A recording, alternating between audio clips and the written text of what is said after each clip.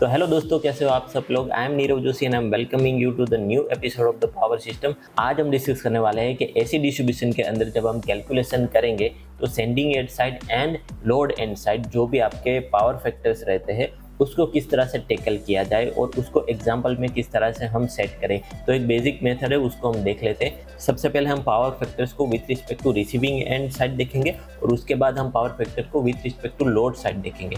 So step by step देखते हैं। आइए शुरू करते हैं आज का वीडियो।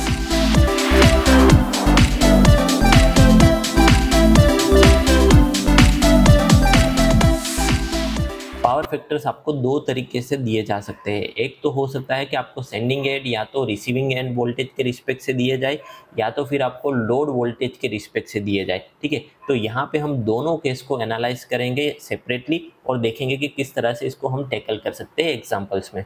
ठीक है, तो सबसे पहले मैं यहाँ पे रिसीविंग एंड साइड जो कि हमारा बी पॉइंट है, ठीक है, बी पॉइंट के रिस्पेक्ट से हम देखेंगे। तो अगर बी पॉइंट के रिस्पेक्ट से हम देखें तो ये हमारा जो एक फीडर है ए से लेके बी तक, तो उसमें सी पॉइंट से हमने I1 करंट को I1 लोड को टेप किया है और बी पॉइंट पे जो है वो हमारा I2 करंट जो है वो टेप हुआ है। ठीक है, तो अब ये दोनों करंट हम with respect to B point को देख रहे हैं, तो दोनों के पास जो हमारे पास एंगल यहाँ पे आ रहे हैं, पावर फैक्टर एंगल जो आ रहा है cos phi and cos phi 2, cos phi 1 and cos phi 2, ये दोनों ही power factor with respect to VB है, यानी कि VB के रिस्पेक्ट में ये दोनों एंगल दिए गए हैं।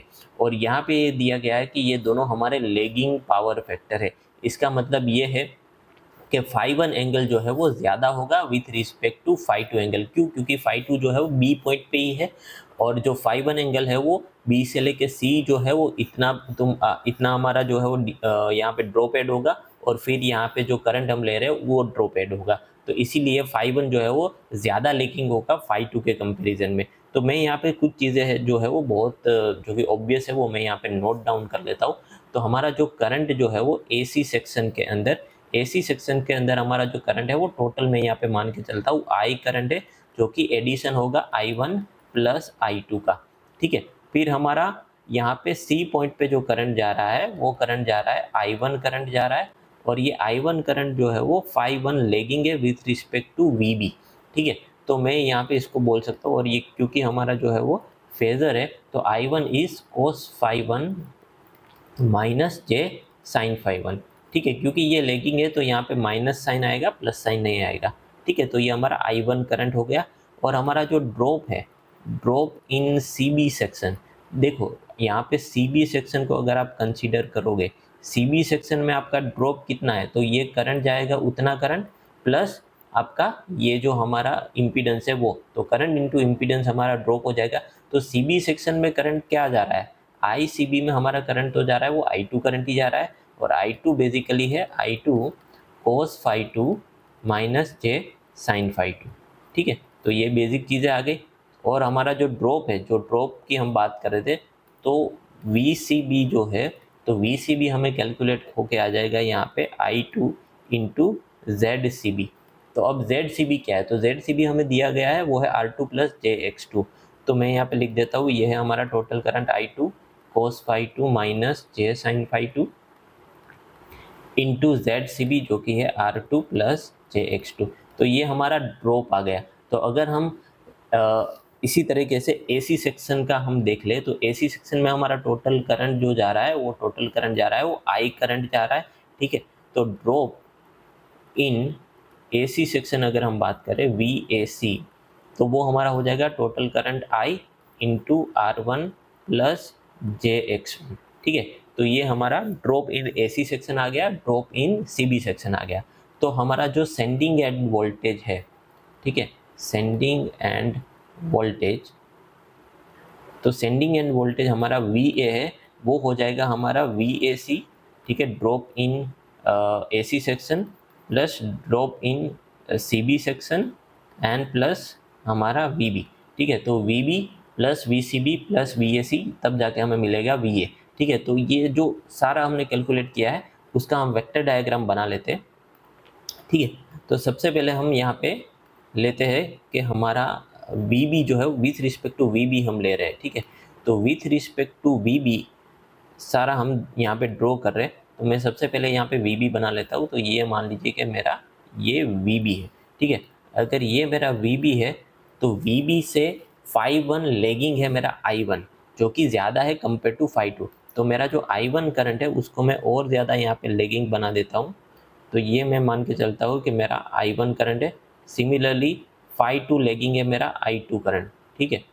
और जैसा कि मैंने आपको बोला था कि phi2 इज़ लेस, तो phi2 ये है और phi1 जो है वो ये है मेरा I1 और ये है मेरा I2। अब जब इन दोनों करंट को मैं ऐड करूँगा तब मुझे करंट इन AC सेक्शन यानी कि मेरा टोटल करंट I मिलेगा, ठीक है। तो मैं यहाँ पे पैरेललोग्राम मेथड का यूज़ करके दोनों को ही मैं यहाँ पे ऐड कर देता हूँ, ठीक है।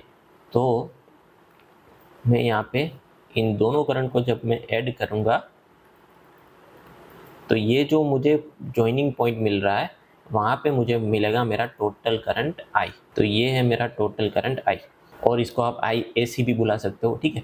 तो अब हम VB पे, हमें VB तो मिल गया, अब हमें VB से हमें ऐड करना है यहाँ पे VCB। तो VCB को ऐड करने के लिए हमें क्या चाहिए, VCB को ऐड करने के लिए हमें VCB का फॉर्मूला चाहिए। VCB का फॉर्मूला हमारे पास यहाँ पे ये है कि I2 और R2JX2। तो सबसे पहले हम ये करते हैं कि हमें I मिल गया है तो हम IAC को ऐड कर देते हैं। IAC है हमारा I into R1 plus JX1, ठीक है। तो हम यहाँ पे ऐड कर देते हैं I के जो है उसी के पैरेलल में हमारा जो है वो I इंटू R1 आ जाएगा। क्यों? क्योंकि रेजिस्टर जो है वो करंट और वोल्टेज के बीच का जो फेज डिफरेंस है वो 0 रखता है। तो इसी वजह से हमारे पास जो यहाँ पे हमारा I इंटू R है वो कुछ इस तरह से बनेगा, और प्लस हमारा I इंटू हमारे पास यहाँ पे बनेगा हमारा JX1, ठीक है। तो ये दोनों हमारा IR1 एंड IX1, तो ये दोनों जो है वो हमारा IAC बन गया है यहाँ पे। तो अगर मैं इन दो पॉइंट को यहाँ से ज्वाइन करूँ, ठीक है, तो ये जो मुझे यहाँ से मिल रहा है, ये पूरा मुझे जो मिल रहा है वो मुझे मिला मेरा VAC, राइट। अब इसी पे मुझे ऐड करना है, VB पे मैंने VAC तो ऐड कर दिया, अब इसी पे मुझे ऐड करना है VCB।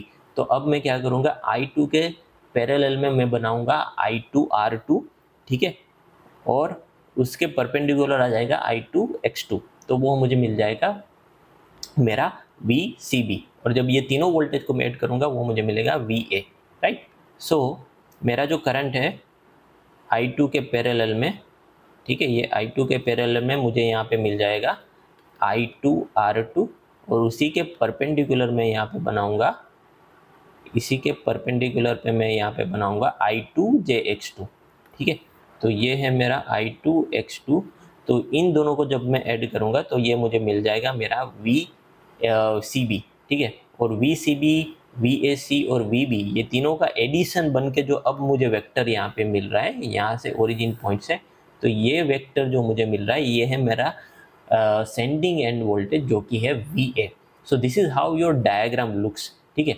तो अगर आप सेंडिंग एंड की बात करें जो कि आपका वोल्टेज है VA, ठीक है, तो आपका जो I1 है, I1 इज लेगिंग, ठीक है, I1 is lagging with respect to VA। Similarly I2 is also lagging with respect to VA, ठीक है। तो अगर आप सेंडिंग एंड की बात करो तो वहाँ पे भी ये दोनों करंट जो है वो phi1 plus some angle and phi2 plus some angle से जो कि आपका लेगिंग रहेगा। सिमिलरली हम बात कर लेते हैं हमारा जो दूसरा केस के यहाँ पे हम लोड वोल्टेज को कंसीडर कर रहे हैं, ठीक है। तो अब जब हम लोड वोल्टेज को कंसीडर करें तो हमारे पास यहाँ पे लोड वोल्टेज आ जाता है VC, क्योंकि इस यहाँ पे हमने दो ही लोड लिए हुए हैं। पहले हमने VB जो कि हमारा रिसीविंग एंड था उसको कंसीडर कर लिया, तो अब हमारा जो लोड वोल्टेज बचा है, लोड बचा है वो है VC। तो अब यहाँ पे जो मुझे phi1 एंगल मिल रहा है और phi2 एंगल मिल रहा है, ठीक है, phi1 एंगल जो है वो VC के रिस्पेक्ट में रहेगा, phi2 एंगल जो है वो मेरा VB के रिस्पेक्ट में रहेगा, ठीक है। तो इसीलिए सिंपल चीज़ आपको मैं समझाता हूँ कि जो पहले हम बोल रहे थे ना कि VB के रिस्पेक्ट में मेरा phi1 है, तो इसीलिए हमने डायरेक्टली I1 और I2 को ड्रॉ कर दिया था VB के रिस्पेक्ट में, बट यहाँ पे ये चीज़ नहीं रहेगी, ठीक है। तो आपको समझना है सबसे पहले कि I1 करंट जो है, ठीक है, I1 current is lagging, I1 current is lagging with respect to VC and I2 current is lagging with respect to VB, ठीक है। तो अगर हम VB को रेफरेंस लेके चल रहे हैं तो हम ये बोल सकते हैं कि I2 is phi2 angle behind VB, but ऐसा हम डायरेक्टली नहीं बोल सकते कि I1 is also phi1 angle behind the VB। तो हमें सबसे पहले VC निकालना पड़ेगा, ठीक है। जब हम VC निकालेंगे तब हम बोल सकते हैं कि ठीक है कि अब मेरा जो करंट है I1 वो VC के phi1 एंगल जो है वो पीछे चल रहा है। तो VC आप कैसे निकालोगे? देखो आपका करंट जो है वो C से B जो करंट जा रहा है वो है I2 करंट जा रहा है, ठीक है। तो मैं यहाँ पे सिंपल बोल देता हूँ कि VC माइनस VB जो है वो मुझे मिलेगा मेरा I2 इंटू Z2, ये मेरा ड्रॉप रहेगा। तो VC मेरा बन जाएगा VB plus I2 into Z2। अब VB तो VB है, I2 करंट जैसा कि मैंने बोला था कि I2 करंट आपका जो है वो है I2 into cos phi2 minus J sine phi2, और Z2 आपका है R2 प्लस JX2, ठीक है। तो VC आपको यहाँ से मिल जाएगा। जैसे ही आपको VC मिलेगा उससे आप कुछ एंगल जो है वो मतलब phi1 एंगल जो है वो पीछे आपका I1 मिल जाएगा। तो इसको मैं ड्रॉ करते जाता हूँ और आपको समझाते जाता हूँ, ठीक है। वापस से हम फेजर डायग्राम यहाँ पे ऐड कर लेते हैं। हमारा जो फेजर डायग्राम है सबसे पहले हम VB को ड्रॉ कर लेते हैं। तो मैं यहाँ पे स्टार्ट करता हूँ VB के साथ। So this is my VB, और VB के phi2 एंगल जो है वो पीछे है हमारा I2 करंट। तो यहाँ पे जो मेरा I2 करंट है वो VB के phi2 पीछे है। अब VB में ही मुझे ऐड करना है, ठीक है। मैं देखो यहाँ पे डायरेक्टली I1 ड्रॉ नहीं कर रहा हूँ, मैं सबसे पहले VC निकालूंगा और उसके बाद मैं I1 ड्रॉ करूँगा। तो VB इंटू मेरा R2 आ जाएगा और प्लस मेरा यहाँ पे आ जाएगा JX2, ठीक है, सॉरी I2X2। तो ये मुझे मिलेगा VB सॉरी ये मुझे मिलेगा मेरा I2 R2 और ये मुझे मिलेगा I2 X2। तो जब इन दोनों को मैं ऐड करूँगा, ये दोनों वोल्टेज को जब मैं ऐड करूँगा यहाँ से, तो ये जो मुझे मिला this voltage is actually my VC। अब VC से मेरा जो है वो phi1 एंगल पीछे चल रहा है I1, ठीक है। ये आपको अब समझ में आएगा कि अब जो मैं यहाँ पे ड्रॉ कर रहा हूँ मेरा I1, ये बेसिकली VC के phi1 एंगल पीछे है। So this is my I1, this is phi1। अब दूसरी चीज़ ये भी देखिएगा, VC और VB के बीच में कुछ एंगल बन रहा है, ये एंगल मैं बोल रहा था वो phi1। तो VB और I1 के बीच में जो एंगल है, ठीक है, मैं यहाँ पे लिख रहा हूँ angle between VB and I1। तो ये कितना बन जाएगा? टोटल एंगल है phi1, उसमें से अल्फा निकाल दो। सो phi1 माइनस अल्फा, ये एंगल आपको मिलेगा VB और I1 के बीच में। पहले ये एंगल कितना था? ओनली phi1, क्योंकि हमने जो कुछ भी लिया था वो सब लिया था VB के विथ रिस्पेक्ट में, बट यहाँ पे हम ले रहे हैं लोड वोल्टेज के विथ रिस्पेक्ट में। तो लोड वोल्टेज के रिस्पेक्ट में जब भी हम इस तरह से लेंगे तो आपको ये समझ के चलना है कि सबसे पहले आप लोड वोल्टेज को ड्रॉ कर लो और उसके बाद आपको करंट को ड्रॉ करना है, ठीक है। अब बहुत ही सिंपल चीज़ है, यहाँ पे VC आपको मिल गया है और इसी तरीके से आपको अब निकाल देना है कि अब आपको इसमें VAC ऐड करना है, ठीक है। VAC ऐड करने के लिए आपको क्या करना है? तो ये जो आपका करंट जा रहा है, ये करंट कौन सा जा रहा है? तो ये करंट जा रहा है आपका टोटल करंट I, ठीक है। जब आपको I1 और I2 मिल गया है, I1 और I2 मिल गया है, तो इन दोनों को हम ऐड करेंगे पैरेललोग्राम के ज़रिए। तो ये वेक्टर जो मुझे मिलेगा, इन दोनों का एडिशन जो मुझे मिलेगा यहाँ पे, ये मुझे मिलेगा मेरा टोटल करंट I, ठीक है। और I into R1 plus I into X1 मुझे मिलेगा मेरा VAC, ठीक है। तो इसको ऐड कर देते। चलो सबसे पहले हम यहाँ पे बना देते I इंटू R1, तो ये मैंने बना दिया IR1, और इसी में हम ऐड कर देते हैं यहाँ पे हमारा IX1, ठीक है। तो ये हमने बना दिया IX1, सो दैट कि यहाँ पे जो टोटल मुझे वोल्टेज मिलेगा ये मुझे मिलेगा मेरा सेंडिंग एंड वोल्टेज VA, ये है मेरा IX1। तो ये अगर आप देखने जाओ दोनों फेजर डायग्राम आपको लगे, दोनों वेक्टर डायग्राम आपको लगेंगे एकदम सेम, बट एक्चुअली में ये सेम नहीं है।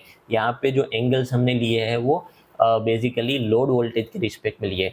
तो दोनों के बीच में डिफरेंस क्या है? ठीक है, सबसे पहले तो रेफरेंस पॉइंट जो है वो उसका ही डिफरेंस है कि अगर आप रिसीविंग एंड को लेकर चल रहे हो तो यहाँ पे जो भी हमने लिया है वो रिसीविंग एंड वोल्टेज के रिस्पेक्ट में लिया है, बट यहाँ पे हमने उस हिसाब से नहीं लिया, हमने उसके लोड वोल्टेज के हिसाब से लिया है। तो हमने VC और VB के हिसाब से लिया है, ठीक है। करंट फेजर जो है वो I1 एंड I2 दोनों VB के पीछे चल रहे हैं, phi1 एंड phi2, बट यहाँ पे क्या चल रहा है, I2 phi2 पीछे है किसके, VB के, बट I1 जो है वो 5-1 एंगल पीछे है किसके, VC के। तो ये एक मेजर डिफरेंस है। और दूसरा चीज़ कि आपका जो इफेक्टिव एंगल बन रहा है VB एंड I1 के बीच का, वो बनेगा आपका 5-1 माइनस अल्फा, ठीक है। और तीसरा चीज़ कि वोल्टेज ड्रॉप जो है वो आप करंट ऑलरेडी डिफाइंड है उसको एज्यूम करके ही चलते हैं, बट यहाँ पे आपको CB सेक्शन AC सेक्शन के पहले वोल्टेज ड्रॉप जो है वो करंट पहले सबसे पहले निकालना है, उसके बाद आपको वोल्टेज ड्रॉप निकालने हैं, ठीक है। सो आई होप दोस्तों कि इस पूरे वीडियो में हमने जिस तरह से step by step vector diagram draw किया है, इससे आपको एक इंसाइटफुल इन्फॉर्मेशन मिली होगी कि जब आपको angles with respect to load voltage या with respect to sending end या रिसीविंग एंड वोल्टेज दिया जाए तो उसको किस तरह से टैकल करना है अपने एग्जाम्पल में। अब जो भी हमारे नेक्स्ट वीडियोज़ रहेंगे उसमें हम बेसिकली एग्जाम्पल्स ही देखने वाले हैं। And I will try my best कि every week I give you this video of the power system. और इसी तरीके के वीडियोस को आपको अगर आप मिस नहीं करना चाहते हो और आप कंटिन्यू करना चाहते हैं, then please do subscribe my channel, share this video, like this video. Your subscription, liking the video, viewership is actually a lot to me. So please subscribe the channel and keep supporting the channel. I will meet you in the next video. Thank you very much.